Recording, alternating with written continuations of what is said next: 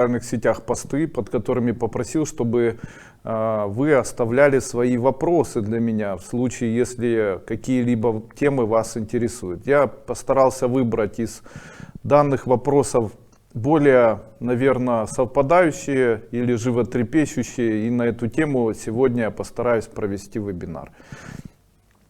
Я решил так сделать, потому что в случае, если вы задаете просто вопросы, то эти вопросы обычно касаются такой вопрос, насыщенный, наверное, зависимостью страдают сейчас очень много людей. Зависимость наркотическая, зависимость от сигарет, зависимость от любви в сети. Ну что ж, давайте попробуем еще раз. Итак, здравствуйте, меня зовут Андрей Дуйко. Начинаем наш вебинар по эзотерике. Давайте попробуем еще раз запустить.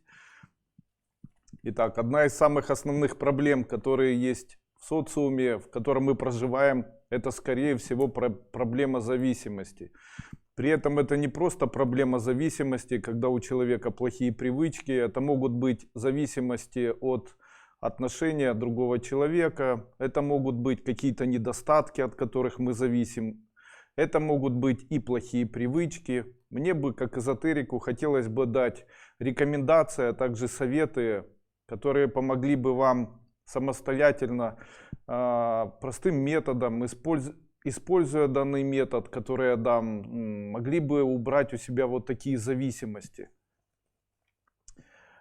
Давайте я вам сейчас это все зачитаю. Зависимость — это конкретное зло. Это зло материальное, просто человек этого не знает. Для того, чтобы убрать из себя это зло, необходимо в самом начале найти себя. Дело в том, что очень часто люди думают, что алкоголизм и желание пить или там, применение наркотиков и желание их употреблять является их, собственно, компонентом жизни, к которому они привыкли и с которым они живут. Я же, как эзотерик, считаю, что компоненты алкоголизма, желаний являются фактически мороком, который не является частью человека. Данный морок, он проявляет себя в человеке, живет в человеке. И для того, чтобы человеку начать все-таки каким-то образом работать с этим мороком, необходимо знать несколько моментов. Это очень эффективно. Я очень рекомендую использовать эти рекомендации. Вы увидите, как все это очень эффективно работает. Итак, для самого начала необходимо найти себя. Первое. Вспомнить себя, когда не было такой зависимости. Что вы ощущали в себе, какие были у вас чувства, где вы настоящий. Вспомните, как вы ходили в школу, чем вы жили, нравилось ли вам это состояние. В этом случае слово «нравилась ли вам жизнь прошлая» очень важно.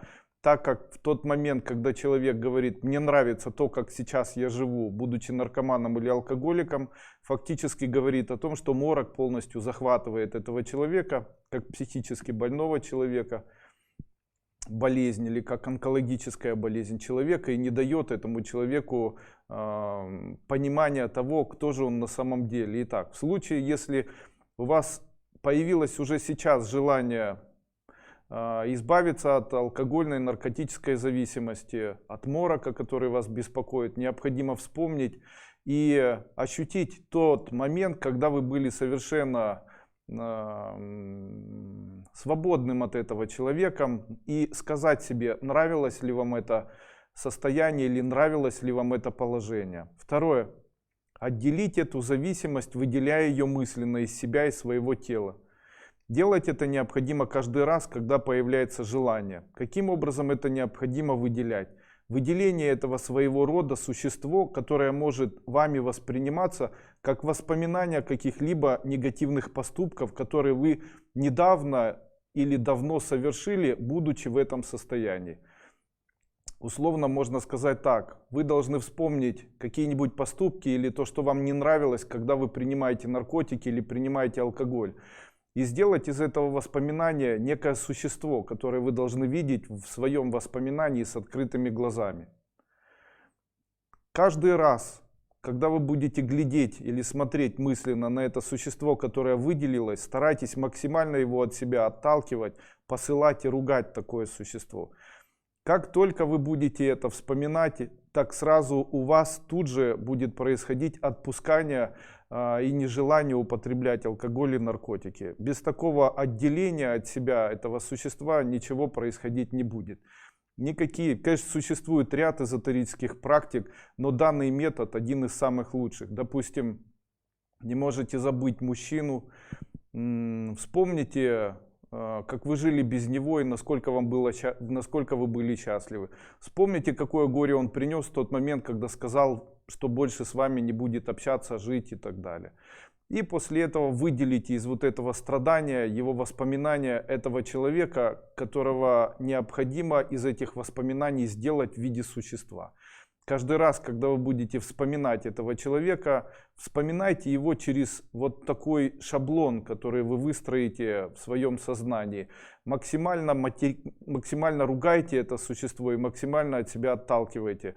Это очень эффективно. Также можно справляться практически с любой привычкой. Можно ли это делать для близких людей? К сожалению, сейчас речь идет о нас, об эзотериках. Почему я это говорю? Дело в том, что когда мне люди пишут: Андрей Андреевич, только на вас надежда, помогите спасти сына, он очень пьющий, у нас нет денег и так далее. Мне всегда хочется задать вопрос: почему я должен это делать? Когда вы проходили бесплатно или платно ступени, разве я обещал, что я должен работать с каждым из ваших детей индивидуально? Я же этого не говорил. Ну, наверное, я не являюсь спасителем. Наверное, я не беру на себя ответственность спасать весь мир. В случае, если я это буду делать, то, скорее всего, наверное, моя карьера очень быстро закончится. И, наверное, на этом придет конец нашей школе. Но вот помочь советом тем людям, которые, пройдя школу, имеют вот такие проблемы, все же возможно. И от меня вот такой вот бесплатный совет. Второе.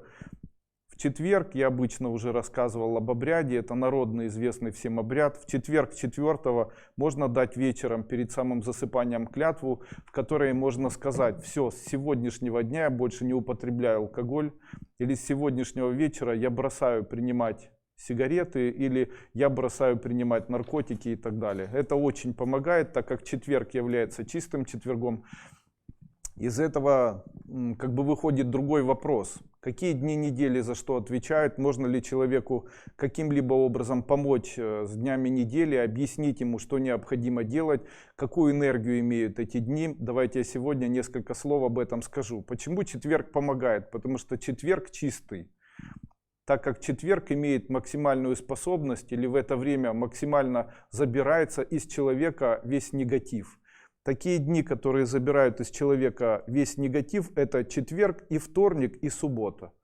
То есть в четверг, вторник и суббота, если все эти дни использовать для того, чтобы избавиться от чего-либо, то есть когда вы ложитесь спать и будете во вторник, в четверг или в субботу вечером произносить: я с завтрашнего дня не пью, или с завтрашнего дня я бросаю курить, или с завтрашнего дня там что-то, пусть у меня это исчезнет, то тогда такие дни, как вторник, суббота и четверг, помогут человеку избавиться от негатива, который ему не нужен.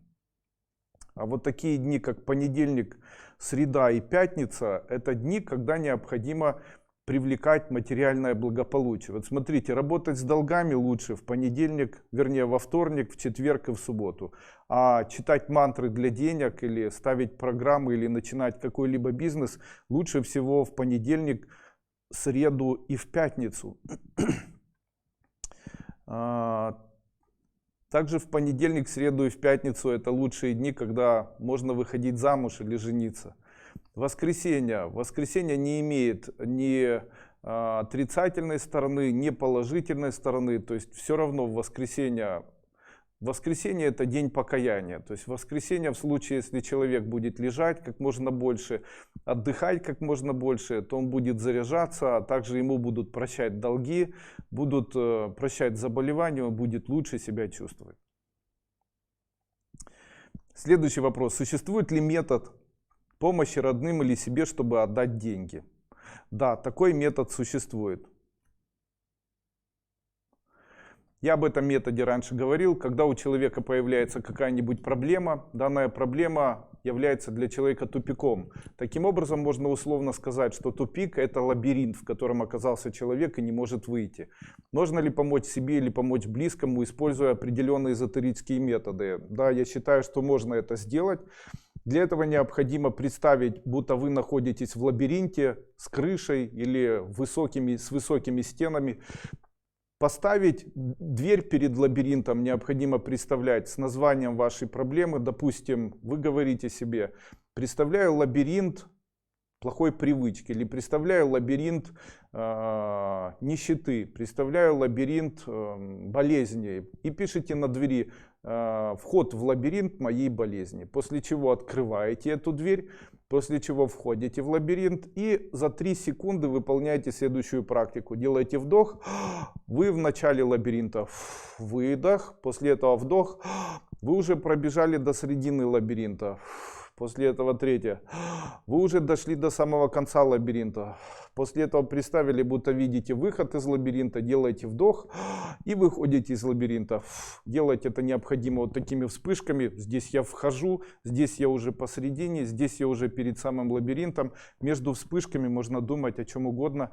Так как в большинстве своем люди являются рассеянными людьми, то можно это делать вот такими вспышками.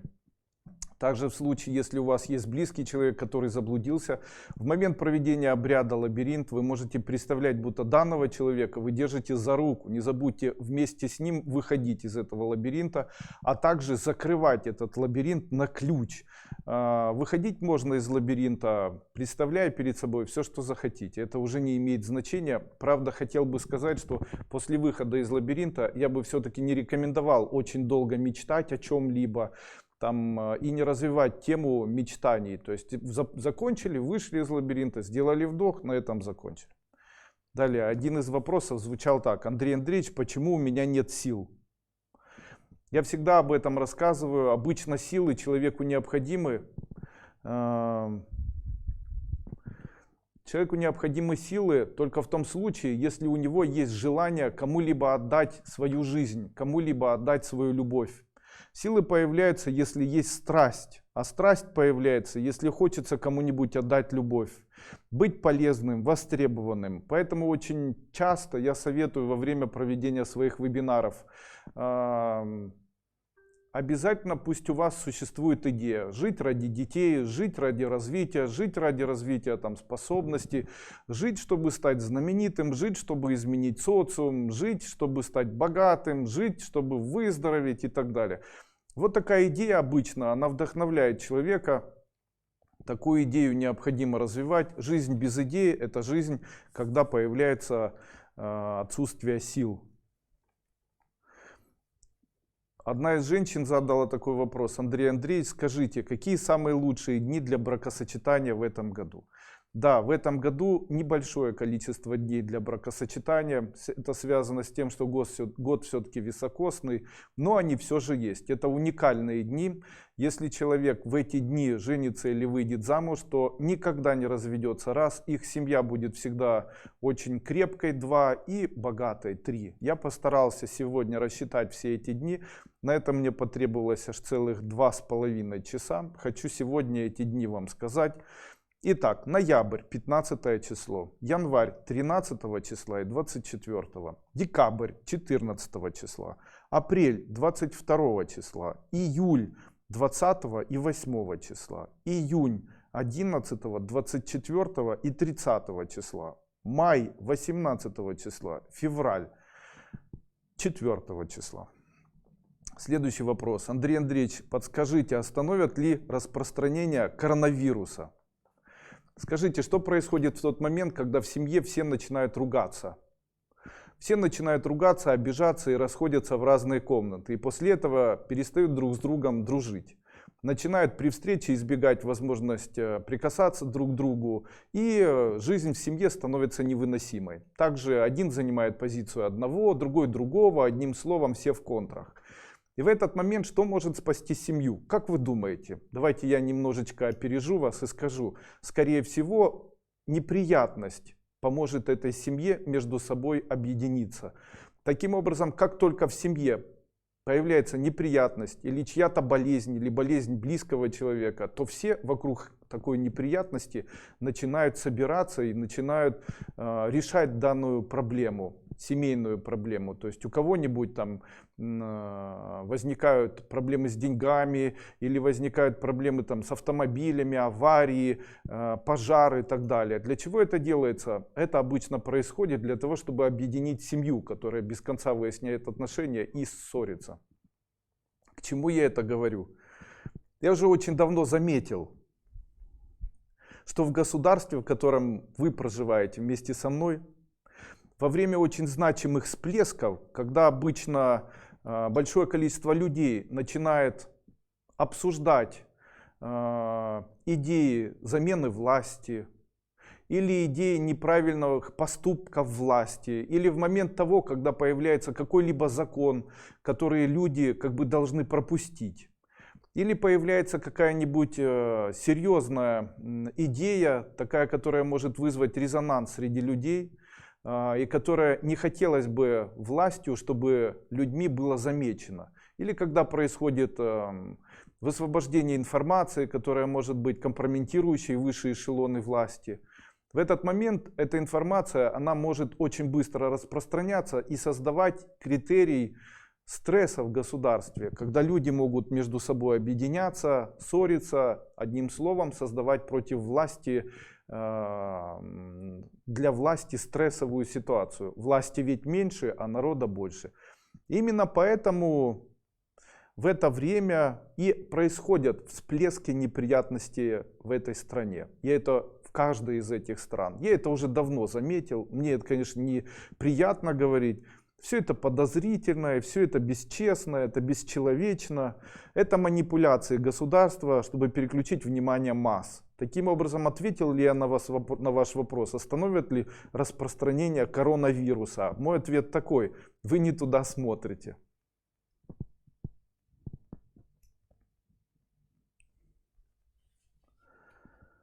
Дальше. Есть ли метод обрести себя? Есть ли метод обрести себя? Такой вопрос задали мне. Конечно, такой метод есть. Человек обретает себя, когда он напрямую начинает смотреть в Бога. Когда человек может напрямую смотреть в Бога. Человек напрямую смотреть в Бога может, только поняв, кто есть Бог. Что такое Бог и чем он отличается от человека? Человек отличается от Бога тем, что у него есть сознание. И, вернее, человек отличается от Бога тем, что у человека есть тело физическое, а у Бога физического тела нет. То есть нет ни ушей, ни рта, ни рук, ничего остального. Так как физическое тело, которое есть у человека, имеет тело, время влияет на этого человека, и после чего он стареет. После того, когда он умирает, его сознание объединяется с Богом, вновь становится единым. И для того, чтобы человеку вновь найти себя или ответить на какие-либо вопросы, или вообще постигнуть состояние смысла своей жизни, такому человеку необходима медитация. Медитация на пустоту. Где ее можно найти? Такую медитацию или такую пустоту можно найти, если сесть и, сидя или лежа даже, закрыть глаза и сконцентрированно начать смотреть в пустоту. В тот момент, когда у вас появятся мысли какие-либо, это не имеет значения. Вы можете о них думать, можете с ними не сражаться, они могут вас вести куда угодно, это не имеет никакого значения. Но вот зрение, которое смотрит в пустоту, вы должны на этом зрении концентрироваться. В тот момент, когда в пустоте у вас будут появляться картинки, или когда ваши мысли будут создавать иллюзорные картины в вашем сознании, старайтесь контролировать то, что вы видите, темную пустоту, и в случае, если там что-то проявляется, как в телевизоре, старайтесь это рукой убирать максимально сконцентрированно, создавая ощущение, будто вы насыщенно видите только темноту в своих темных веках. Таким образом, человек находит себя и объединяется с тем, что называется Богом. Бог есть темнота и пустота. Чем больше его, или чем больше этого, или чем больше человек смотрит в это, тем лучше для человека. Так он находит ответы на многие вопросы, приходит к себе и в какой-то момент становится абсолютно адвайтичным, спокойным, очень ровным и, я могу сказать, очень мудрым. один из вопросов звучал так: что делать, чтобы любимый сделал предложение? Или что делать, чтобы помириться с любимым человеком? Или что делать, чтобы чтобы близкий начал хорошо относиться? Что делать? Я всегда рассказываю данную практику, хочу вам с этой практикой еще раз вас ознакомить. В тот момент, когда вас бросили, и в тот момент, когда кто-то на кого-то обижается, мысленно представьте, будто вы видите этого человека. Представление необходимо делать с открытыми глазами, как будто он подходит к вам, вас начинает крепко обнимать и целовать. И вы ему отвечаете взаимностью. В случае, если вы это делаете, отсчитайте после этого ровно 2 минуты и увидите, как человек начнет к вам лучше относиться. Также я могу сказать, что это работает дистанционно. Допустим, если человек дистанционно целый день обижается, и вы целый день, допустим, на протяжении дня 30 раз вспомнили об этом и 30 раз провели такой обряд, то данный человек, придя домой, будет просить прощения, извиняться, будет иметь теплые по отношению к вам отношения и так далее. То же самое можно делать с детьми. Как определить сущности? Можно ли их выгнать из дома своего? Такой вопрос задал мне человек. Давайте я вам сегодня расскажу. Как формируются ментальные сети? Ментальные сети формируются у человека в тот момент, когда он создает какой-нибудь всплеск мыслей. Допустим, ух ты ж, какой красивый ребенок. Или надо же, какая она вредная, мне не понравилась. То есть человек в тот момент, когда создает вот такую вибрацию, он одевает на другого человека ментальную сеть. Потому что это та энергия, которая одевается на человека. Но я не буду углубляться, я об этом всем рассказываю в школе. Каждый из людей, которые живут, они имеют определенные типы элементов влияния на другого человека. Я об этом буду рассказывать на новой 5-й ступени или в новой 5-й ступени. Есть волновые люди, есть люди огненные, есть люди тьмы, есть люди, там, пульсары и так далее. Каждый человек все равно имеет качество, которое называется волновое качество. То есть такой человек, который восхитился кем-то или обиделся на кого-то, он сформировал ментальную сеть. Для того, чтобы его сознание никогда не забыло, что этот человек красивый или этот человек там некрасивый или какой-то там плохой. После этого человек, допустим, ну вот такая ситуация, женщина стоит рядом с чьим-то ребенком, говорит: ой, какой прекрасный ребенок, и после этого радуется этому, после этого пришла домой и ее начинает это мучить, а у меня нет детей, а у них такой красивый ребенок, и что же сделать теперь, что у меня нет такого ребенка, почему же такого ребенка нет? И она создала волну, то есть ее сеть, которая оделась на этого человека, она информационно заряжена тем, что этот человек хороший. А в тот момент, когда человек, владелец этой информационной сети, начинает думать о том, что этот человек все же другой, то эта ментальная энергия, она начинает в обратную сторону втягиваться прямо в грудь этому человеку, который перед этим эту ментальную сеть поставил. Такая энергетическая сеть проходит через все тело человека, начиная это тело энергетически разрушать. Волновой человек восхитился, одел ментальную сеть на другого человека, а потом вспомнил вечером, расстроился, потянул к себе сеть со словами: почему у меня не получается. Сеть разрушает физическое тело. Существует ли защита от воздействия ментала? Конечно, защита от воздействия ментала — это сильный астрал. Чем человек активнее, харизматичнее, пофигистичнее, импульсивнее, даже бешенее и нервнее, тем меньше на него воздействуют менталы вот такие сети. Именно поэтому я стараюсь вести такой образ жизни, при котором моей защитой являются слова: да мне все равно, да кто он такой. Вот где-то вот так я нарабатываю свой астрал. Если есть сущности, которые в доме, то все, как проявляются данные сущности и можно ли их как-то найти? Конечно, все в доме начинает быстро стареть, все начинает быстро ломаться, очень перегорают лампочки, портится еда, горят холодильники, рвутся трубы.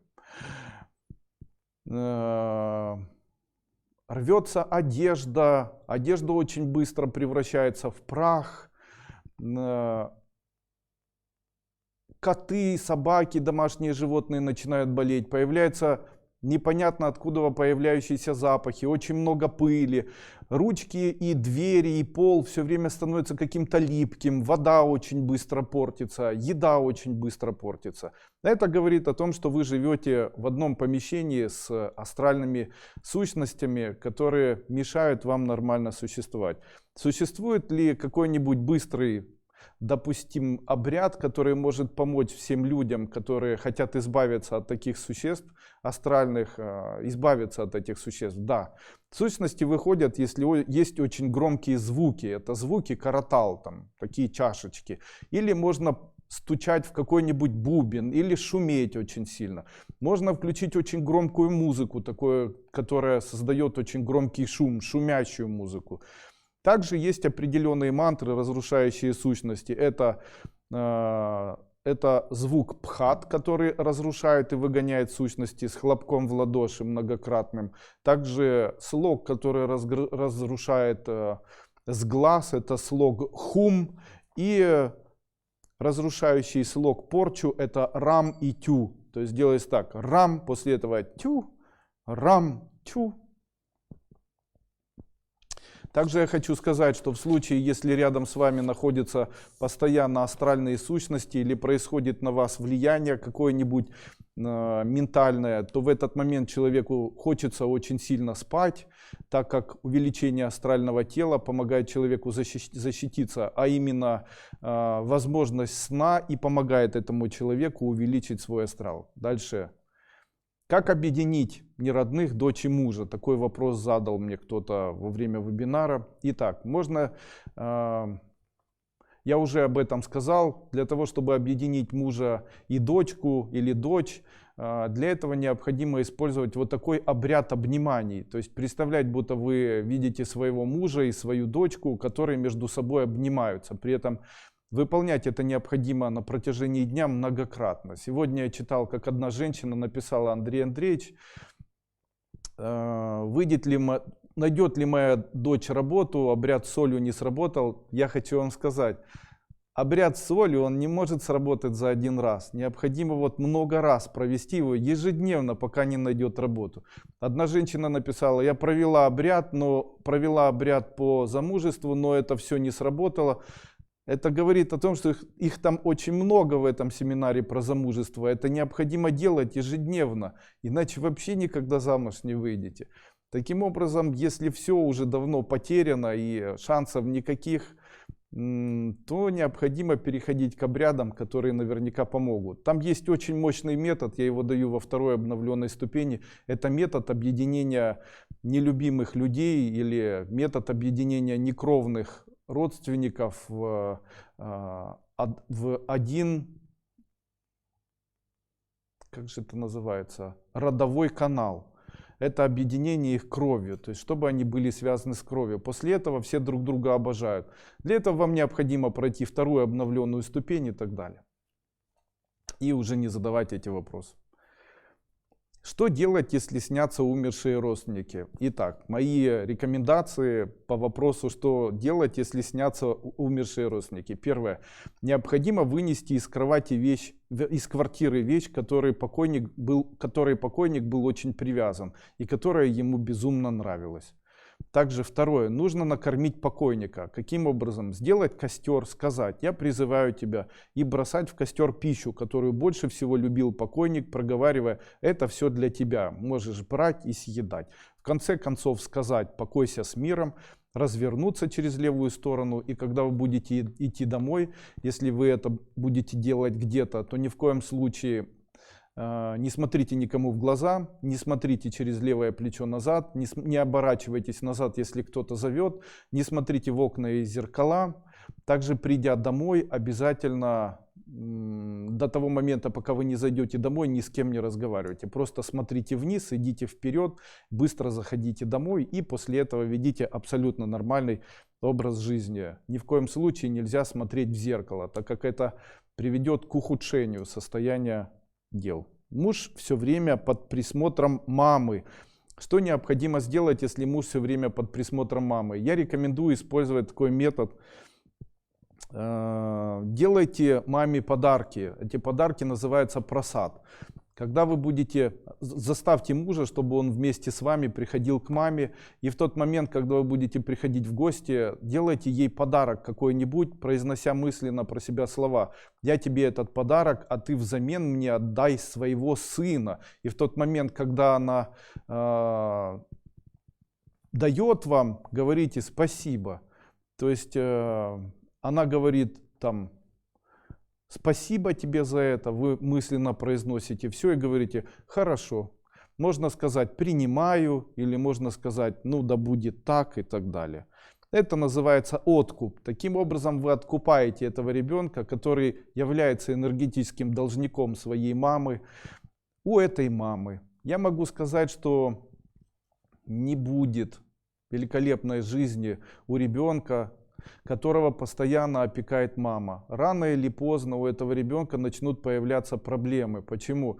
Дело в том, что какая бы ни была хорошая мама, и как бы она ни стремилась к общему благополучию такого ребенка, она просто не понимает, что она забирает возможности этого человека быть счастливым, заставляя его проживать не свою жизнь, а ту жизнь, которая хочется, чтобы прожила мама.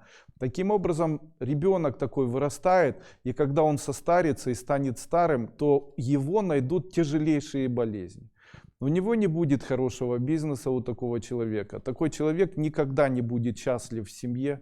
У такого человека, даже если у него будет получаться бизнес и будет получаться там зарабатывать много, все будет хорошо, у него не будет в сердце покоя. Он будет все время постоянно несчастным. Обычно как это проявляется и чем заканчивается? Обычно такие мужчины, они женятся, после чего очень сильно поправляются, и после этого становятся лежебоками, которые постоянно, поправившись, лежат на кроватях. Обычно это умные, образованные, очень хорошие мужчины, которым весь мир не мил. Почему? Потому что потенции уже нет, потому что тот человек, с которым живут, они бы его в жизни нормальной не выбрали бы для себя, потому что ту деятельность, которой они занимаются, они бы не выбрали, потому что им навязала мама. Они живут не своей жизнью. Мама при этом постоянно страдает за такого ребенка. Тем не менее, я хочу сказать вам, будьте аккуратны, давайте всегда возможность вашим детям принимать самостоятельно поступки, совершать неприятные или нецеприятные поступки. Не советуйте им, не нужно им постоянно рассказывать о том, как необходимо и так далее. Поддерживайте их просто, но не навязывайте им идеи никакие. Интересный такой вопрос. Как облегчить жизнь в кармическом коридоре? Я считаю, что кармический коридор, я правда не очень понимаю, что это такое, это все-таки связь человека и его рода. Иногда, вот женщина недавно написала: Андрей Андреевич, но вы говорите, что необходимо делать с родом, ведь род это наша сила. Я хочу вам сказать, род это люди, которые умерли. Я не могу очень часто понять, каким образом люди, которые умерли, должны быть для вас вашей силой. Я не могу этого понять. То есть человек говорит: мой род, поддержи меня. То есть умершие из могил должны встать и энергетически вас поддержать. А что хочет мертвый человек? Он хочет, чтобы его никто не беспокоил. А живому человеку что нужно? А живому человеку необходима жизнь. И что будет происходить, если мертвого дергать? Он будет превращаться в гневного духа, который будет мешать такому человеку жить.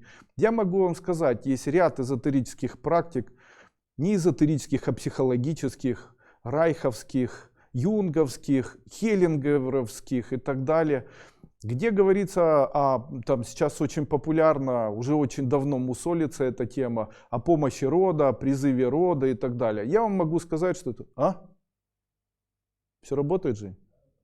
Что это все темная магия, потому что любое призывание духов умерших является проявлением черной магии. И я могу сказать вам, что за черную магию наказывают здоровьем. Именно поэтому, когда человек проявляет черную магию, вызывает духов умерших, заставляет этих умерших духов помогать такому человеку, что делать? Духи хотят только свободы и тишины. Естественно, если человек говорит: помоги мне решить эти проблемы и так далее, то дух может только разрушать другого человека, мешать ему жить, создавать неприятности со здоровьем и так далее, чего делать ни в коем случае не стоит. Таким образом, ни в коем случае не призывайте никаких духов, не общайтесь с родственниками упокоившимися, не вспоминайте родственников упокоившихся. Иногда, если родственник снится часто, можете для него приготовить пищу и вот так сжечь ее на костре.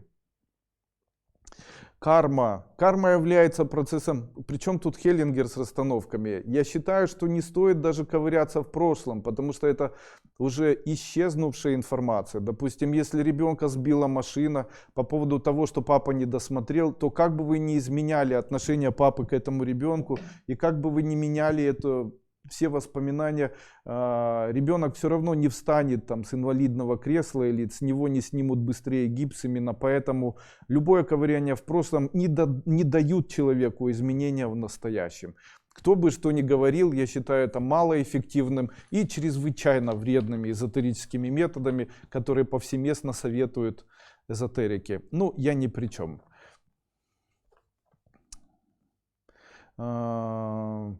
Вернемся все-таки к карме или к кармическому коридору. Карма — это страх, который передается от родителей. Действие уничтожает страх, вера уничтожает страх и идея уничтожает страх. Поэтому если человек становится идейным, если он верит, что у него все получится, если он еще при этом делает что-то для того, чтобы у него получилось, это все разрушает его соединение с его родными. Действует ли мантра на человека за 1000 километров? Да, если во время чтения данной мантры бесконечно представлять данного человека перед собой. Конечно же, используйте усилители энергии, которыми являются ваджры, которые продаются на моем сайте duiko.market. Можно ли ставить ритуальную защиту ребенка? Нет, ставить ритуальную защиту ребенку нет смысла. Любовь к отцу ребенка, любовь матери к ребенку является ритуальной защитой для ребенка до того момента, пока он беспомощен. Но в случае, если ребенка уже можно научить выполнять ритуальную защиту, научите ребенка выполнять ритуальную защиту, и пусть он сам ее делает. Можно ли, представляя ребенка, ставить как бы мысленно руки и так далее, и ставить ритуальную защиту? Нет, это сделать невозможно. Я могу сказать вам, что самая лучшая защита — это защита в виде материнской любви к отцу, материнской любви к этому ребенку. Это и есть самая настоящая защита. Быстрое течение времени. Быстро день проходит.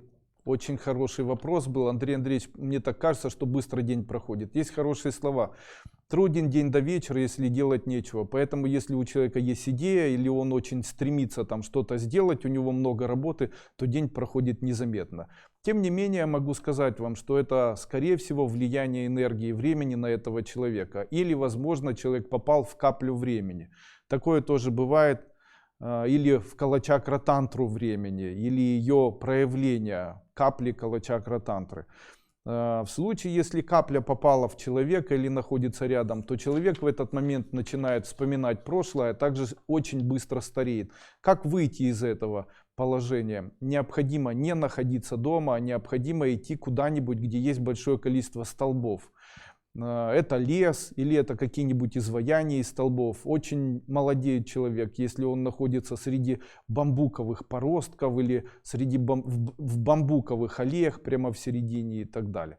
Также очень хорошо, чтобы защита от старения — это некие вот такие вертикальные столбы, которые являются изваянием. Чем выше столб, тем меньше стареет тот человек, который между столбами находится.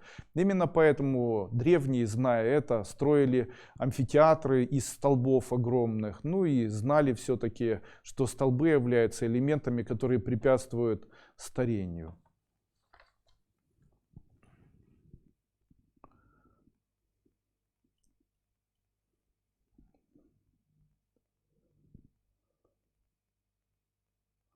Андрей Андреевич, можно ли с помощью эзотерики забеременеть без маточных труб? Нет, без помощи эзотерики или без помощи эзотерики вы без маточных труб забеременеть не сможете. Каким это образом должно произойти? То есть это телепортация должна произойти яйцеклетки в матку. Как это вообще возможно? Не понимаю, что вы говорите. Вообще хоть когда-то физиологию человека изучали? Ну о чем вы говорите? Так же не бывает. И мужа нет, и маточных труб нет, и я хочу забеременеть. Нет, так не бывает. Наталья Юрова, добрый день. Ученица 4 ступеней, член РТЕ. Скажите, как правильно читать, вот хороший вопрос, как правильно читать коды и заклинания «Выиграть суд», если суд не у меня, а у сына? Представляете сына, читайте для него коды утром и вечером. Может, все же лучше прийти к мировому соглашению по ДТП. В вашем случае хорошо было бы прийти к мировому соглашению. Подскажите, какой вид...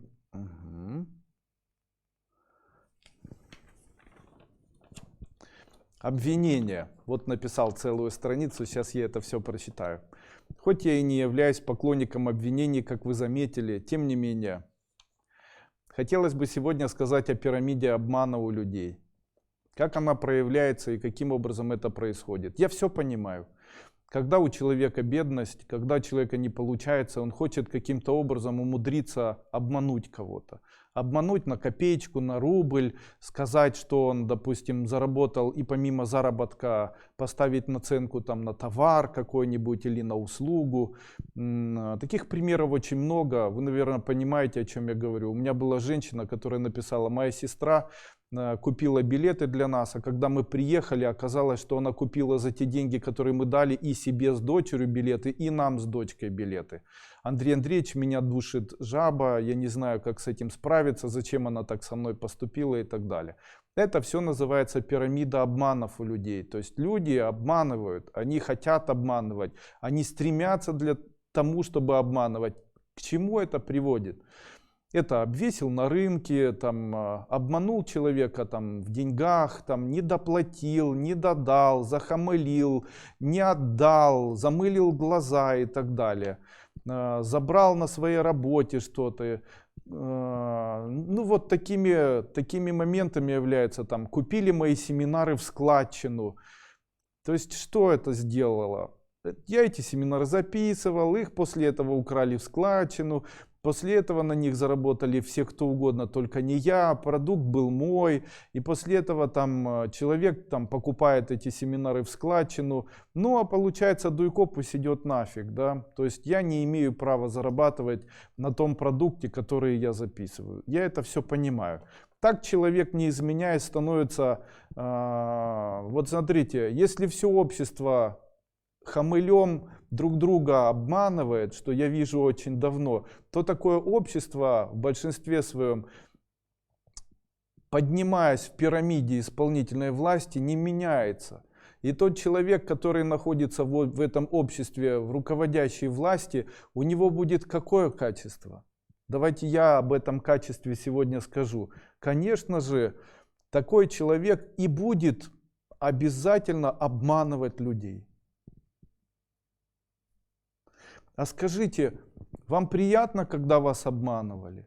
Вам приятно? Давайте я отвечу. Никому не приятно, когда вы узнаете, что вас обманывали. Ну и тогда сразу же такой вопрос. Зачем вы сами обманываете? Люди не могут понять, что в тот момент, когда все вместе начнут воспитывать детей так, чтобы эти дети не обманывали, не обкрадывали, а по-честному зарабатывали деньги, в этот момент обязательно эти дети вырастут, и мир в стране будет изменен, он будет прекрасный. Может ли человек, обманывающий, жить в стране идеальной? Нет.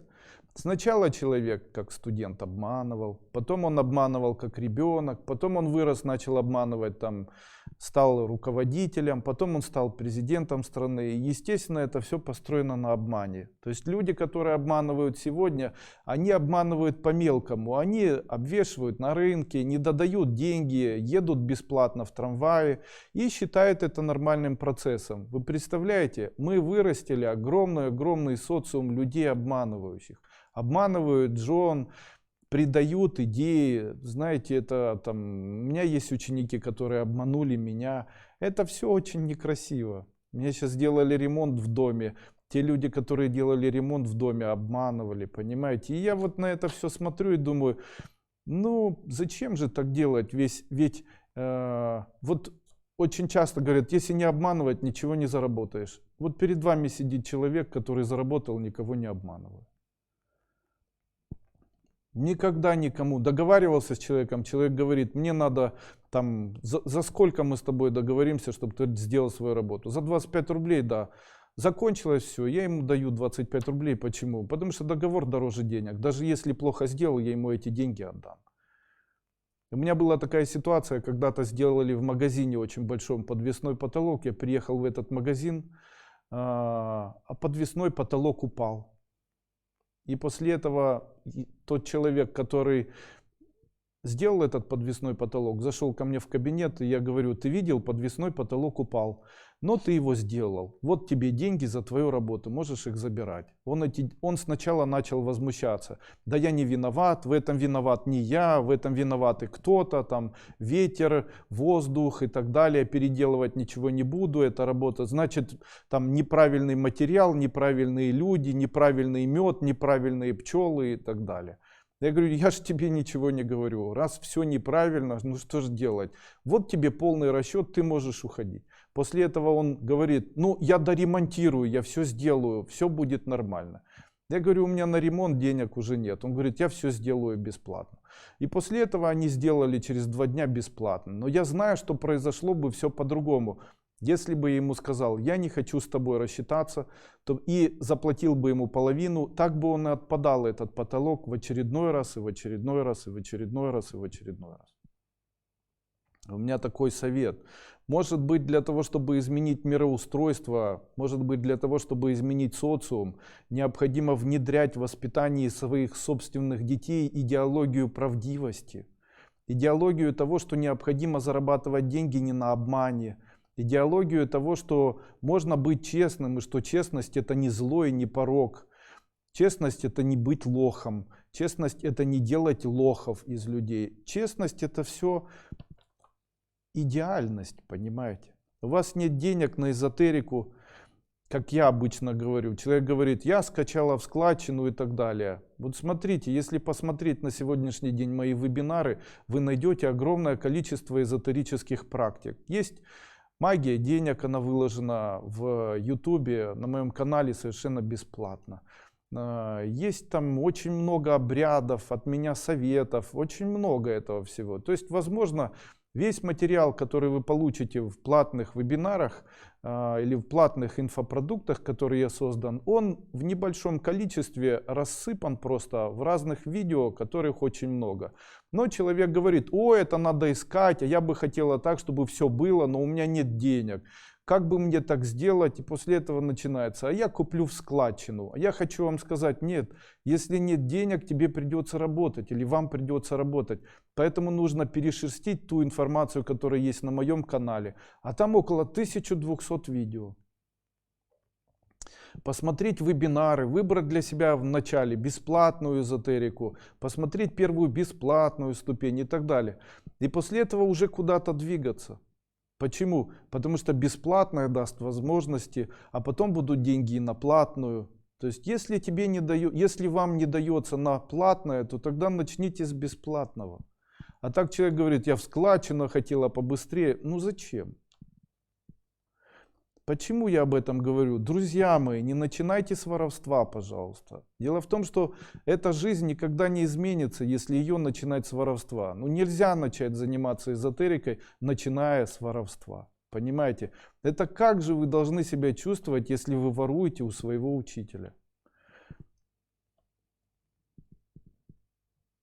Все, что сейчас происходит в странах, связано с тем, что происходит внизу среди людей. До того момента, пока ложь и воровство будут основными критериями в развитии человека или человеческого социума, будет то, что происходит сейчас. Потому что и люди низа, и люди верха — это одно и то же существо. Царь имеет отражение людей, так как он сам выходец из данной системы и является ее представителем.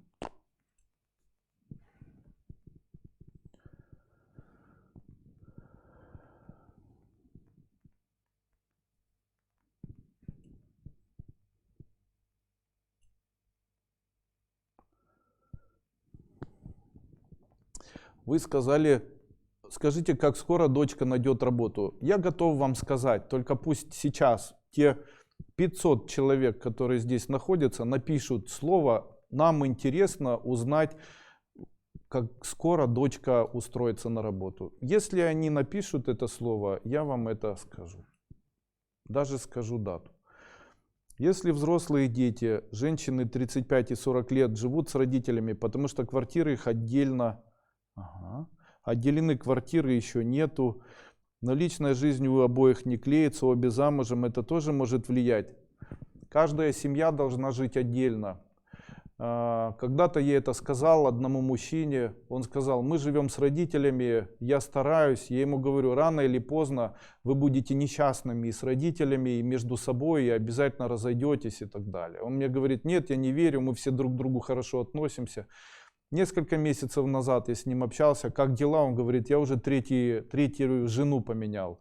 Потому что они не хотят жить. Я ему говорю: ну как же они будут жить, если вы все вместе живете с родителями? Но, Андрей Андреевич, у меня невысокая заработная плата для того, чтобы давать возможность переезда. Значит, строй шалаш посреди леса и переходи в этот шалаш и живи по средствам. Сколько зарабатываешь, на то ты и рассчитывай. А так у нас получается, человек зарабатывает мало, при этом хочет создать семью. И поэтому семья получается не по средствам. Как Гена Резницкий в свое время написал в Facebook такие слова. Он написал: я очень хочу найти женщину, молодую, худую, чтобы была она там такой-то, для того, чтобы переехала ко мне в Германию и так далее. Мне прямо порывало написать ему такие слова: Гена, не ищи женщин, ищи деньги. Тогда женщины тебя сами найдут, тебе нет необходимости искать их. Ни красивых, ни некрасивых, я понимаю, что тебе плохо, и там ты одинок и так далее. Но ищи деньги, начинай с этого. Начинай работать, или начинай предпринимать, или делать все для того, чтобы научиться их зарабатывать. Вот так.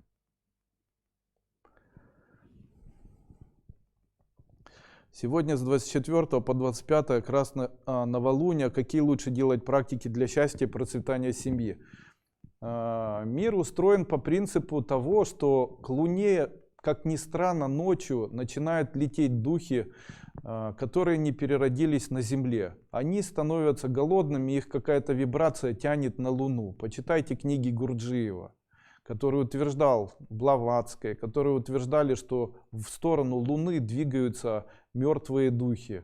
Или духи, которые не могут переродиться. Таким образом, к Луне начинают двигаться духи. Когда вы просите что-нибудь у Луны, вы фактически просите у духов, и эти духи становятся вашими рабами. Дело в том, что такие духи, скорее всего, очень разрушат вашу судьбу. Дело в том, что если попросить у духа, он может выполнить, но обязательно вы за это будете нести плату. Какую? Эта плата будет связана с вашим здоровьем. Я считаю, что нельзя мотылять деньгами на Луну. Почему? Ноги будут болеть потом, руки, позвоночник. И вы так помотыляете 10 раз. И деньги, наверное, увеличатся у вас. А вот потом за эти 10 раз, лет 10 будете болеть суставами, венами, позвоночником и так далее. Скажите, оно того стоит? То есть вы готовы использовать духов, которые потом в дальнейшем начнут терзать ваши суставы, позвоночники и так далее. Зачем это использовать? Я понимаю, что это самый простой способ приумножить, но самый неэкологичный с позиции эзотерики.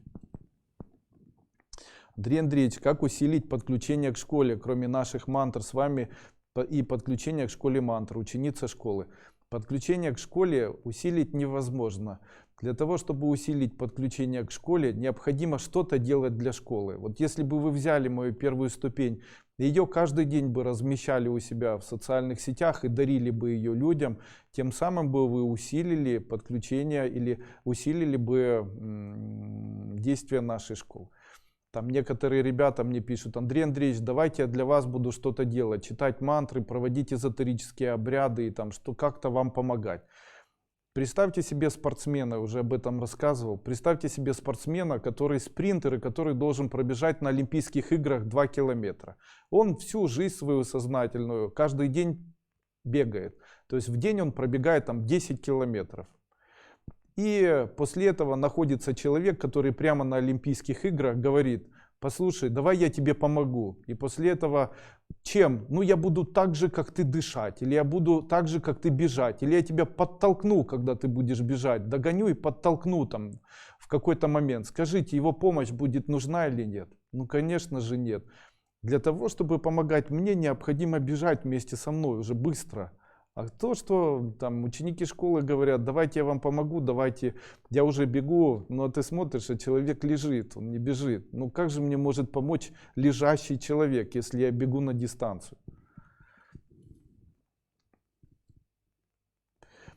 Здравствуйте, уважаемый учитель, скажите, как правильно выполнять тренажеры с цифрами, просто смотреть или с активным дыханием? Лучше с активным дыханием. Все абсолютно тренажеры необходимо представлять, будто они смотреть просто и очень активно дышать. Учитель, психические расстройства это морок? Да. Как можно вылечить и прогнать, как справиться? Ждите, когда я буду проводить. Сейчас было сделано последнее Сангая. Это Сангая номер 41. Там я рассказываю о методах избавления человека от психических заболеваний. Даю коды, даю заклинания и все об этом рассказываю. Пожалуйста, $30 он стоит. Как быть, если ненавидишь свою мать и живем вместе? Если вы ненавидите свою мать, то вас не будут мужчины любить. Также никогда не увидят в вас красивую женщину. Таким образом, вы однозначно сделаете свою жизнь невыносимой. Если вы живете вместе, найдите любые возможности, любые силы для того, чтобы съехать или жить в другом месте. Я могу сказать вам, что жизнь в будке, она гораздо лучше, чем жизнь с матерью или с отцом, которых вы ненавидите. Я бы выбрал жить на улице прямо, чем жить вот так вот с мамой, которую ненавидишь. Мантры на работу на деньги надо месяц читать или больше? На все эти вопросы вы можете найти ответы в случае, если вы пройдете первую, даже бесплатную ступень школы Кайлас. Она выложена на сегодняшний день абсолютно бесплатно на нашем сайте, который называется duiko.guru. Я рекомендую вам начать изучение эзотерики именно с данного вебинара, который не вебинара, а данного пакета информации, которая абсолютно бесплатно выложена в YouTube. И первая ступень 30 часов, и вторая ступень 30 часов, ну чуть-чуть меньше. Они абсолютно в открытом доступе выложены, и вы их можете свободно и скачать с YouTube, и просмотреть на YouTube. Поверьте мне, то, что у вас сейчас есть вот такие вопросы, говорит о том, что вы не проходили мои ступени, а пройдя их, такие вопросы у вас просто отпадут. Кремация или погребение, все равно, я считаю, что кремация это лучше. Так душа человека быстрее освобождается. Уважаемый Андрей Андреевич, подскажите, как прекратить общение мужа с бывшей любовницей? Для того, чтобы прекратить общение мужа с бывшей любовницей, необходимо посмотреть мой семинар 4 ступени, где я даю метод плюсования, где я объясняю, что в глазах твоих я, в губах твоих я, в сердце твоем я и так далее. То есть провести вот такой обряд. Также можно представлять, будто в момент того, когда вы представляете мужа, то представляете, будто у него из полового органа выходит змея с головой этой любовницы. Ее ни в коем случае нельзя давить. Даже если вы раздавите, она не пропадет, эта женщина, ничего с ней такого не произойдет, а просто будет у вас, к сожалению, неприятности в жизни. С мужем особенно. Поэтому необходимо змею такую вытягивать и ногой от мужа отталкивать. Сколько раз? От 108 раз в день и больше. Обычно помогает, если делать на протяжении не менее 30 дней. Добаева Лена. Андрей Андреевич, вы настоящий учитель, настоящий муж, настоящий любящий муж свою семью. Восхищаюсь вами, спасибо большое за вас, с искренним уважением к вам. Спасибо большое. Мир вам, помогите разобраться, сколько бы ни зарабатывало денег, хватает только на еду. И самое необходимое, как только находится подработка, тут же появляются денежные проблемы, как будто стоит какой-то ограничитель. Почему так? Это связано с тем, что вы энергетически находитесь на определенном социальном уровне, и вам необходимо ваш социальный уровень изменить. Для того, чтобы его изменить, вам необходимы знания о том, как изменить социальный уровень. Вам поможет моя первая и вторая обновленные ступени школы Кайлас. Обычно человек говорит такие вещи. Вот часто мне люди говорят: Андрей Андреевич, у меня нет денег для того, чтобы приобрести вашу ступень, там ни первую, ни вторую, они очень дорогие и так далее. Я обычно говорю такие слова. Скажите, сколько вы готовы заплатить за то, чтобы ваша жизнь изменилась круто? И человек мне обычно говорит, я бы любые деньги заплатил. Ну, тебе не нужно любые деньги. Заплати $200 за первую обновленную, $200 за вторую.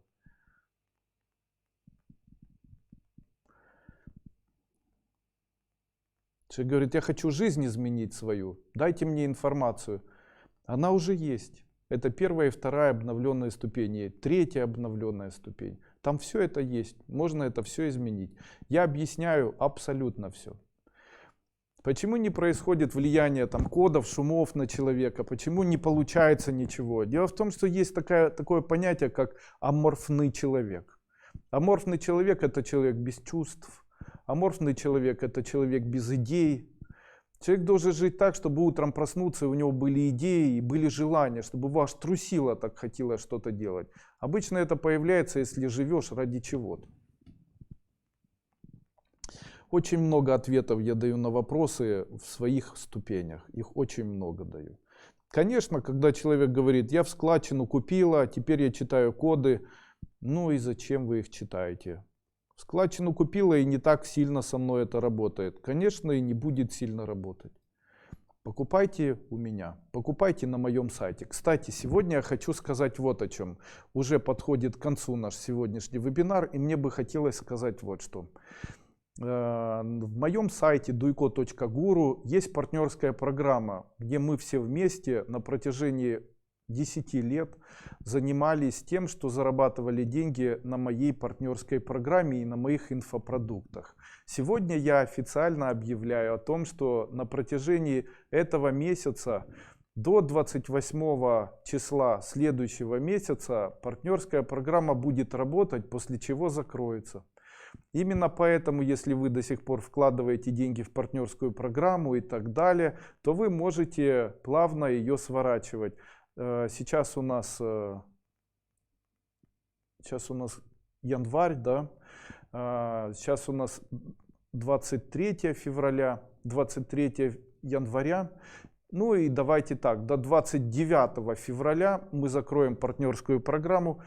Для чего я это делаю? Дело в том, что в складчину, а также свободно продающие пираты, а также свободно продающие партнеры, свободно продающие мои семинары. Это люди, которые зарабатывают на этом деньги. Зарабатывают на популярности деньги, на труде других людей. При этом обманывают людей, да, очень часто обманывают. И мы сделать ничего не можем. Но вот когда мы уберем партнерскую программу, она является как раз помехой того, чтобы использовать свой персональный бренд, который у меня зарегистрирован. Я смогу делать все для того, чтобы полностью прекратить пиратское распространение моих видеосеминаров, а также сделать все для того, чтобы в дальнейшем семинары покупались только у меня. Еще Оша сказал в свое время слова о том, что эзотерика не может быть бесплатной. Я цитирую его слова, хотя сам многократно переступил через эти слова. Могу сказать, что эзотерика бывает бесплатной, если ее смотреть на моем канале. Здравствуйте, подскажите, что делать, если люди во время подтрунивают и всерьез не воспринимают? О чем это говорит? В случае, если человека всерьез не воспринимают, это говорит о том, что он очень много разговаривает. Таким образом, для того, чтобы человека хорошо воспринимали, человек должен больше молчать и слушать, чем говорить. А также в тот момент, когда ему что-то кто-то говорит, он должен удивляться. То есть в тот момент, когда вам будут рассказывать, удивляйтесь. Также к человеку, который постоянно обманывает или постоянно придумывает, над ним вот так подшучивает. Сегодня мужчина позвонил: Андрей Андреевич, моего ребенка обижают в школе, что мне делать, чтобы ребенка не обижали в школе и так далее. Я ей сказал, что вы должны убрать прежде всего этого ребенка из той школы, в которой он сейчас находится, это первое. А второе, начать воспитывать в ребенке смелость. Не нужно воспитывать в нем агрессию, не нужно обучать ребенка бить, драться, там еще что-то делать.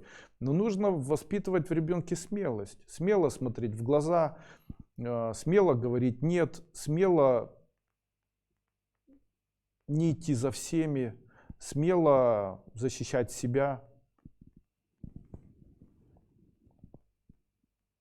Андрей Андреевич, какой метод нумерологии вы использовали при подсчете дат на бракосочетание? Я использовал тибетский метод тибетского календаря, где каждый месяц это определенные времена, то есть это вода, земля, огонь и воздух. И рассчитывал, в какие дни, какие есть влияния планет для того, чтобы совпадало, чтобы рос достаток, прибыль, благоденствие, благополучие, приумножение. Таким образом у меня выпали вот такие даты. Если я только слушаю первую и вторую ступень, я могу купить коды и будут помогать? Да. Я впервые на вашем вебинаре узнал о вас недавно, просмотрел несколько видео. У меня давно не ладится жизнь, ни в лично, ни в деньгах, но хуже всего здоровье, стало плохо, сильные боли в пояснице, врачи говорят, грызла, на операцию не ложусь. И насчет денег, за последний год попала в долговую яму, дела не идут, деньги снова обходят стороной, как это можно исправить? Вы пришли, вы идете правильным путем, покупайте себе первую ступень, проходите ее и делайте все, что я там рассказываю. Вы прямо сейчас находитесь на таком семинаре, где человек вам дает совет.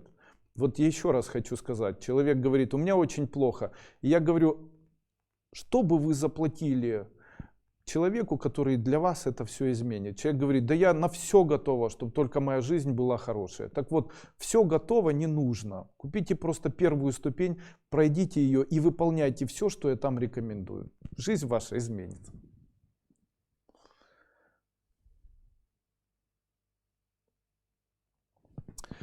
У дочери появилась эпилепсия, муж говорит, что это из-за того, что я увлекаюсь эзотерикой. Как разубедить его? Не нужно разубеждать его. Дело в том, что вы не должны заниматься эзотерикой так, чтобы видел муж. Я полжизни занимаюсь эзотерикой так, что никто не видит.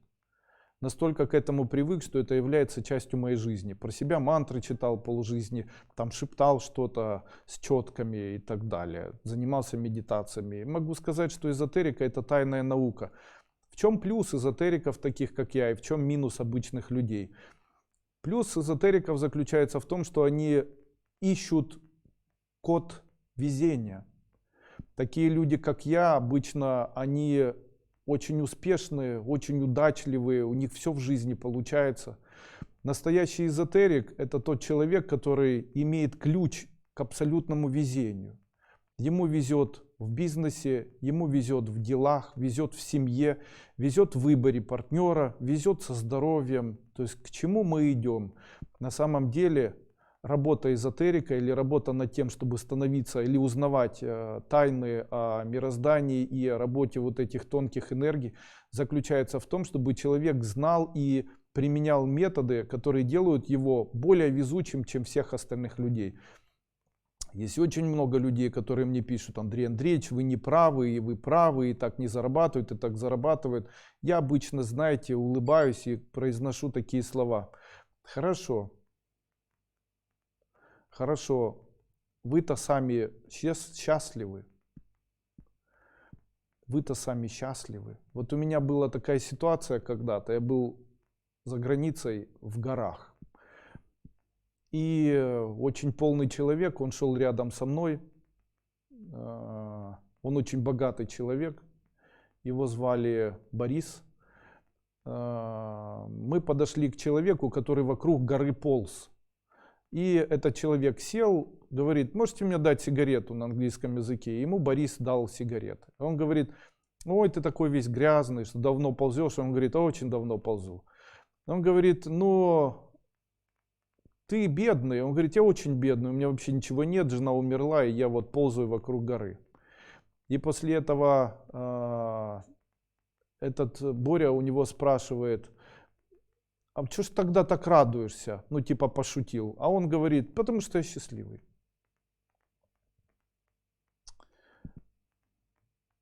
А Борис, с которым я летел, у него все время были проблемы. Это настолько врезалось мне в голову, вы представляете? Он человек, который всегда богат. Он человек, который мог щелчком пальца купить себе собственную яхту или самолет, у которого было всегда много любовниц и там очень красивая жена, который запросто жил в любой стране, имел сумасшедшие сферы влияния в своей жизни. Я смотрел на него и не видел в нем счастья. Он был несчастлив. Почему? Счастье — это другое. Счастье не заключается в деньгах. Счастье не заключается... Счастье вообще в другом. Счастье — это теплые отношения в семье, которые люди умудряются разрушить. Счастье — это внутренние чувства в груди, которые могут независимо от человека быть в нем или не быть. Так часто мы омрачаем наше внутреннее счастье, это нашу внутреннюю нежность по отношению к себе, которая распространяется на наших детей и близких, наша преданность, благородство, наша вот такая индивидуальная какая-то тонкость, которая наполняет нас. Она является максимально еще и сильным, наверное, каким-то веществом, которое помогает ощущать счастье везде. Почему такие люди, как я, эзотерики, находят это счастье? Дело в том, что самое дорогое, что есть у человека, это его жизнь. И тот, кто начинает эту жизнь ценить для себя как единственное и самое важное достоинство, как ограненный кристалл, как самое большое богатство, этому человеку ничего в жизни не угрожает, потому что каждый момент в его жизни дорог. Так люди обычно говорят: для меня деньги дороже, чем жизнь. Для меня отношения дороже, чем жизнь. Для меня то, что сказали, дороже, чем жизнь. Забывают о том, что жизнь является самым важным фактором в жизни человека. Это своего рода самая большая драгоценность. Бог же тот человек, который дает этому человеку в жизни возможность прожить жизнь красивую или нет. Таким образом, если драгоценность некрасивая, не ограненная со всех сторон, то ее ставят в какой попало каст. Какое попало из любого материала кольцо. Но в тот момент, когда человек начинает ценить свою жизнь, его драгоценная жизнь становится ограненной со всех сторон. В ней появляется верность, в ней появляется вера, в ней появляется любовь близких, в ней происходит отсутствие лжи. В такой жизни появляются грани. И жизнь такого человека становится со всех сторон ограненная. Бог помогает такому человеку тем, что создает для него уникальные условия жизни и ставит его бриллиант в красивое золотое украшение. И человек такой проживает жизнь счастливо.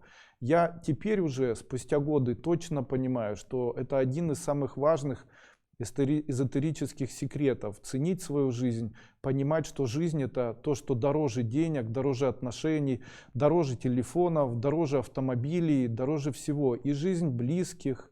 Я считаю, что очень важно и жизнь родственников, и жизнь матери с отцом.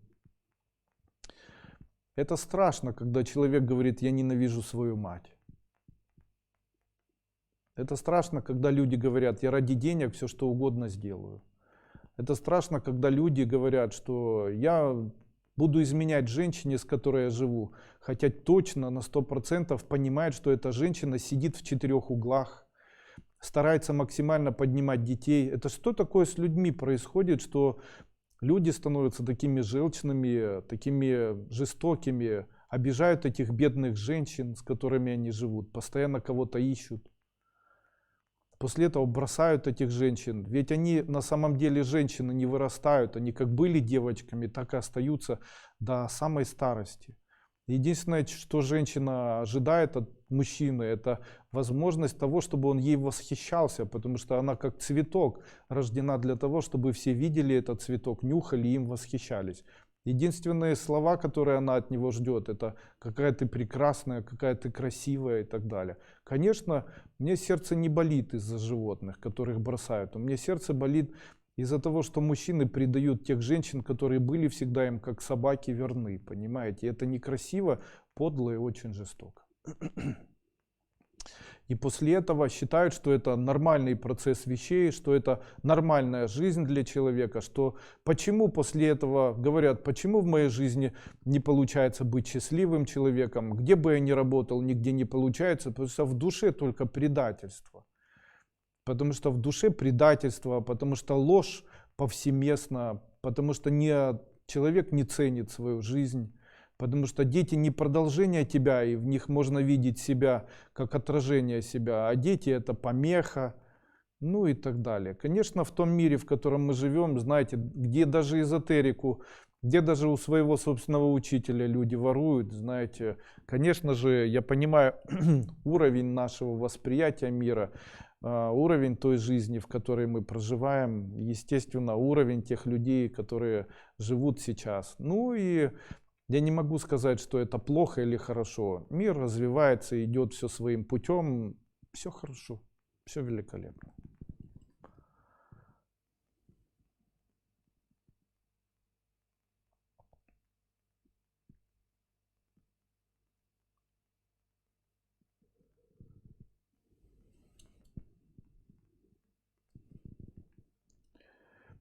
Спасибо вам за ответ. Вы сказали купить первую ступень. Или можно бесплатно смотреть. Можно бесплатно смотреть. Но вы же хотите эффективную эзотерику или нет? Если вам необходима эффективная эзотерика, покупайте. Если вам эзотерика... Вот я хочу сказать, когда в свое время открыли мантру, эта мантра была Ом Мани Падме Хум. Ее дал Авалокитешвара для всех живущих существ. То в сутре Авалокитешвары, если смотреть описание данной мантры, которую давал Бог, там сказано о том, что чтение данной мантры приведет человека к тому, что он выздоровеет и никогда не будет болеть. О том, что у него жизнь наладится, он будет абсолютно счастливым человеком. О том, что у этого человека всегда будет душевный подъем и силы для духовного роста, духовного поиска. И так же и происходило в самом начале. То есть в тот момент, когда у человека появилась, у социума появилась возможность практиковать эту мантру, ее Авалокитешвара подарил, то популярность данной мантры, она росла в геометрической прогрессии, или с очень быстрым темпом, и вместе с популярностью Авалокитешвары. Естественно, когда это все разрасталось, то начали появляться люди, которые имели желание не развиваться духовно, а просто применять мантру для оздоровления тела, или применять ее для обогащения, или применять еще для чего-то. Ну вот скажите, в доме, где грязно, можно повесить, и где люди привыкли кушать руками, не заниматься антисанитарией, где живет много кошек и собак, где где вообще антисанитария, где грязно, где люди, где все очень-очень пахнет нехорошо. В эту квартиру, где живет, допустим, муж, жена и дети, в эту квартиру принесли картину Микеланджело или там Леонардо да Винчи. Ее повесили на стену, так, чтобы каждый мог подойти, ее потрогать. Скажите, к этим людям начали приходить их друзья, знакомые, которые вели себя точно так же. И эта картина 3 поколения провисела в этой квартире. Скажите, она сохранится в таком же красивом виде или нет? Давайте я отвечу, не сохранится.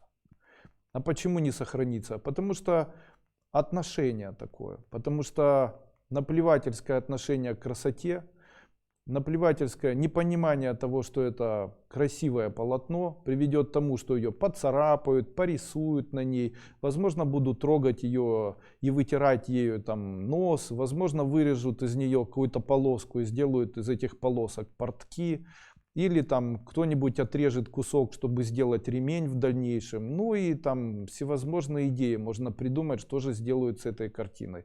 Приведет ее к тому, что просто картина эта исчезнет. Также и с мантрами. Существуют методы, они созданы для того, чтобы помогать людям. Но в тот момент, когда люди начинают вновь и вновь прикасаться, они начинают это все, конечно же, заляпывать. Естественно, первая ступень, которая выложена мной бесплатно, ее прошло уже 500 тысяч человек, может быть больше. Скажите, среди этих людей были люди, которые ее смотрели не с целью духовного роста, а, допустим, с целью там, найти методы для обогащения или найти методы, там, использовать из всей ступени только метод, допустим, там, чтобы ГАИ не останавливало и так далее? Конечно же, да. Ну и в целом общая доктрина и философские взгляды, которые являются целым полотном, они начали уничижаться, то есть их действие начало становиться максимально невысоким.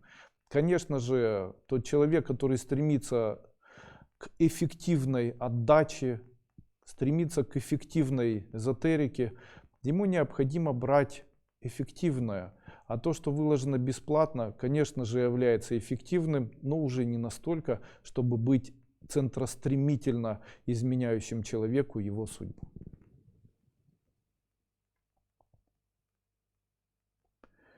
Здравствуйте, ребенок часто болеет простудными заболеваниями. Могу ли я как-то повлиять эзотерически? Конечно, можете. Я это даю на первой ступени школы Кайлас. Стучите по горлышку, представляя, будто там заморозка и разогрев. Настолько приятно на душе, таких слов спасибо. Пожалуйста. Можно ли засыпать в наушниках, слушая мантры? Нет, нельзя. Есть мантры и записи многочасовые. Очень нравится засыпать под мантры. Иногда сплю с ними. Вы делаете неправильно. Когда человек засыпает под мантру денег, то в тот момент, когда он спит, мантра действует наоборот.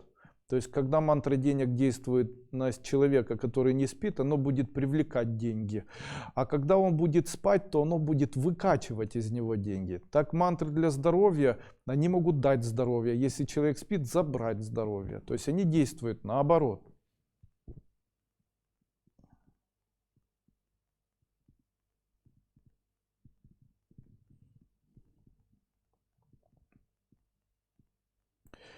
Я купил свои ступени, но показал детям можно. Мой муж, находясь очень далеко, сегодня сделал прекрасный сюрприз. Спасибо вам, мой учитель, за ваши знания, за этот прекрасный мир. Я счастлива, ученица 3-й обновленной ступени, как прекрасен этот мир. Да. Здравствуйте. Скажите, духовное имя, которое мы составляли онлайн, будет работать? Конечно. Жаль, что по моим наблюдениям преобладает большое количество ваших слушателей женщин, очень мало мужчин. Дело в том, что я выбираю женщин. Женщины, в отличие от мужчин, являются самым несчастным существом. Я выбираю женщин специально возрастом от 40 лет и выше до бесконечности. Почему? Они никому не нужны. Это огромные толпы разочарованных людей, очень часто разочарованных людей, которым никто не хочет помогать. А я как человек, который следует все-таки духовному росту, мне не безразлична жизнь таких людей. Я хочу им помогать и ментально, эзотерически. И я именно для этих женщин это все делаю. А мужчины что? Мужчина всегда может заработать. Мужских специальностей больше. Мужчины более бесстрашны. Мужчины и, в общем-то, эзотерикой не очень часто занимаются. Именно поэтому мне и захотелось выбрать себе целевую аудиторию женщин достаточно взрослых. Почему? Очень часто женщина в тот момент, когда рождает ребенка, становится высокодуховным существом. Потому что только высокодуховное существо может родить ребенка. А потом начинается череда разочарований. Мир, социум влияет, карма влияет, очень много всего влияет. Соседи могут влиять, там, воспитание, мир. Естественно, это приводит к бесконечному количеству разрушенных иллюзий, разрушенных там идей. И когда женщина взрослеет, становится старше, переходит рубеж, рубеж 50, 60, 70 лет. И в какой-то момент становится ненужной ни детям, ненужной бедной. Появляются проблемы со здоровьем, и появляются проблемы вообще всевозможные. И в этот момент это самые несчастные люди. И в этот момент только эзотерика может помочь. Почему? Я хочу сказать вам, что в эзотерику счастливые не приходят. Эзотерика — это последняя надежда человеку хоть как-то исправить свою судьбу. Уже дальше хоть погибай, понимаете? Ну вот я на это и нацелен.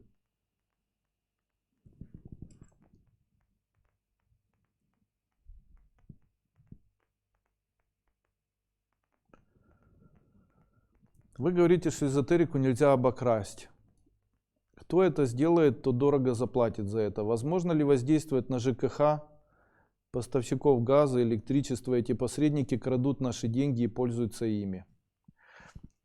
Если вы не знаете эту доктрину, я хочу вам сказать, вы живете сейчас в капиталистическом мире.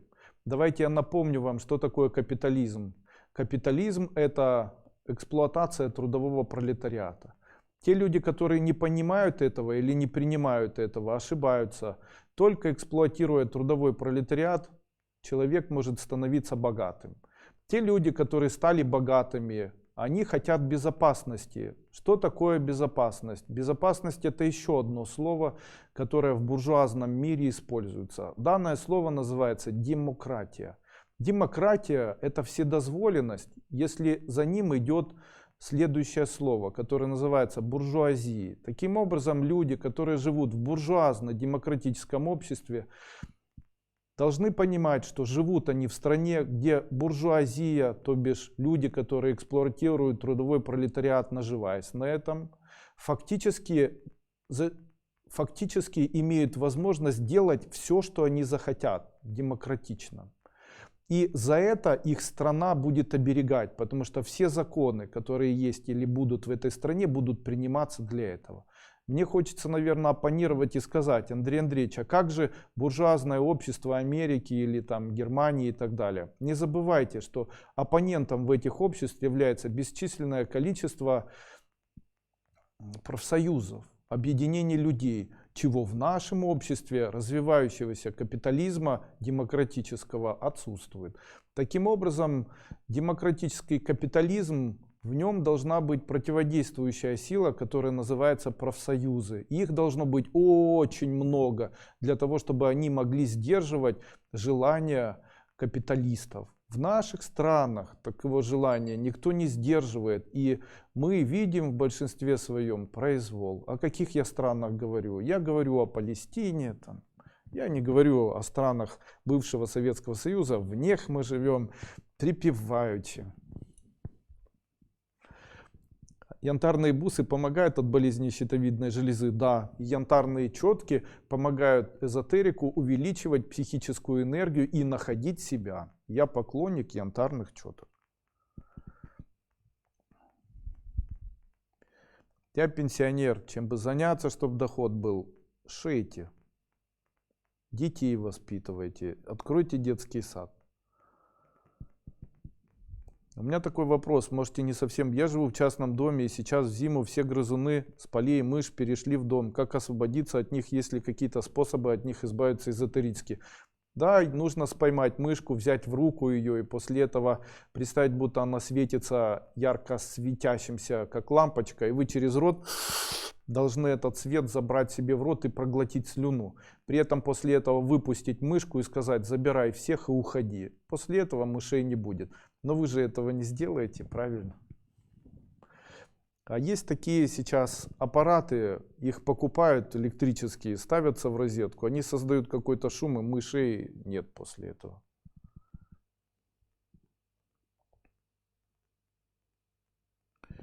У меня к вам вопрос. Не могу определиться за принятием решения, предложить должность, но я чувствую, меня хотят использовать, мне уйти с работы или оставаться. Оставайтесь на работе. С вами был Андрей Дуйко.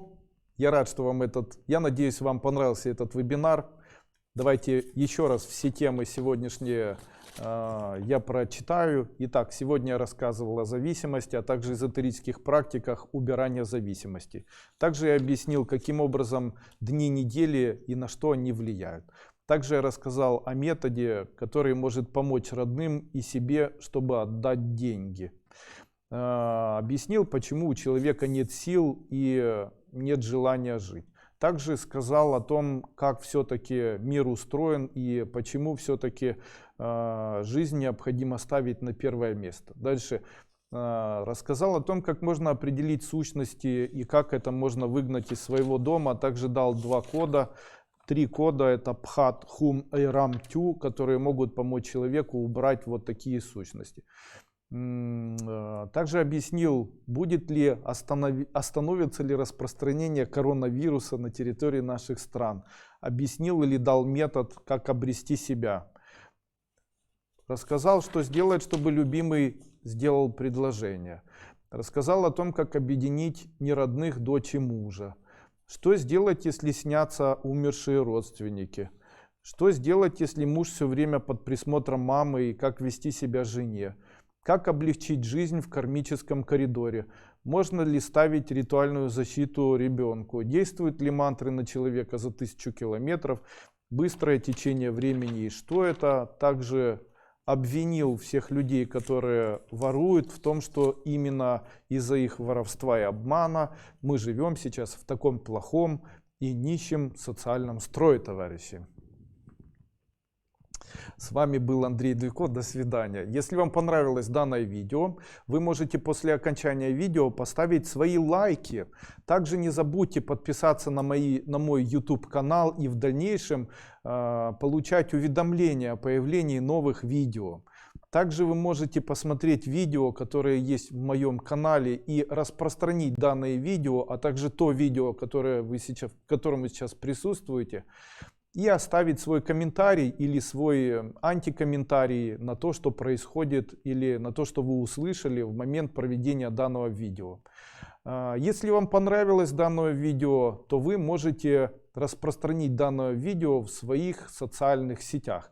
Если оно вам не понравилось, то тогда я рекомендую вам просто дальше жить обычной жизнью, не слушать таких людей, как я, и не подписываться на мой канал. Хочу еще сказать о том, что завтра я буду проводить вебинар платный, который будет связан с оздоровлением человека. Я буду давать коды оздоровления и так далее. А вот 14-го, я уже не помню, какого числа у нас марафон. Скоро у нас будет проходить марафон, где я буду работать с вами как целитель. И вы можете на этом марафоне поучаствовать. Подробности вы можете найти на моем сайте, который называется duiko.guru, собственно, на котором вы сейчас находитесь. duiko.guru.